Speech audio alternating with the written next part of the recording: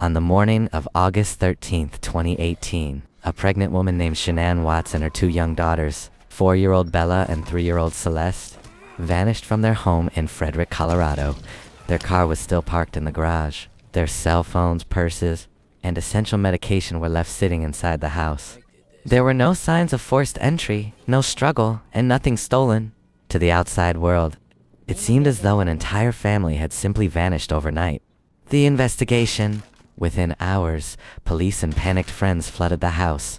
Standing on his front porch, husband and father Chris Watts pleaded to local news, camera crews for his family's safe return, appearing distressed yet strangely calm, telling reporters he just wanted them back. As investigators probed deeper, the picture-perfect image of the Watts family began to crumble.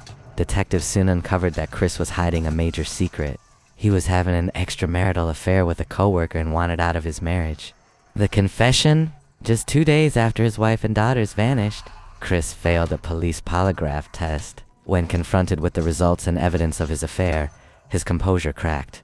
In a chilling confession, Chris admitted to the horrific truth. In the early morning hours, he had murdered his pregnant wife in their home and later killed both of his young daughters. He then transported their bodies to an isolated oil site where he worked, hiding Shanann in a shallow grave and submerging his daughters' bodies inside oil storage tanks, hoping the truth would never come out. The aftermath. To avoid the death penalty, Chris Watts pleaded guilty to 5 counts of first-degree murder. He was sentenced to 5 consecutive life sentences without the possibility of parole, leaving behind one of the most haunting true crime cases in modern history.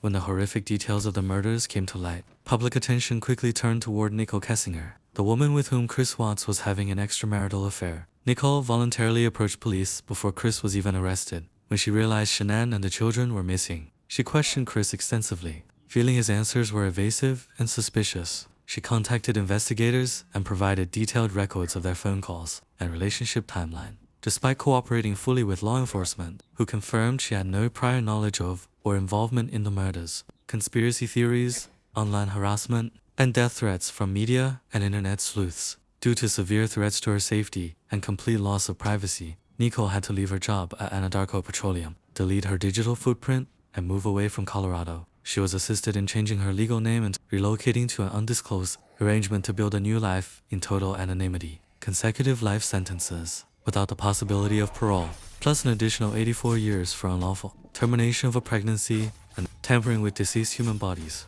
In December 2018, Chris was quietly transferred out of the Colorado State prison system. For his own physical safety, high-profile child killers face severe dangers from other inmates, leading authorities to move him to Dodge Correctional Institution, a maximum security prison in Walpole, Wisconsin. Inside prison, Chris spends up to 23 hours a day in an isolated cell for safety reasons. Reports from prison officials revealed that he has turned heavily toward religion, filling his cell with Bibles, religious texts, and photos of Shanann and his daughters. Law enforcement officers visited Chris in Wisconsin for a second recorded 5-hour interview. Chris gave a chilling step-by-step recount of the exact mechanics of the murders, admitting details he previously hid, including how he smothered his daughters at the oil site and how Bella fought back before her death. Today, Chris Watts, institution in Wisconsin with 0 chance of release. Nicole Kessinger continues to live under her assumed identity in complete secrecy.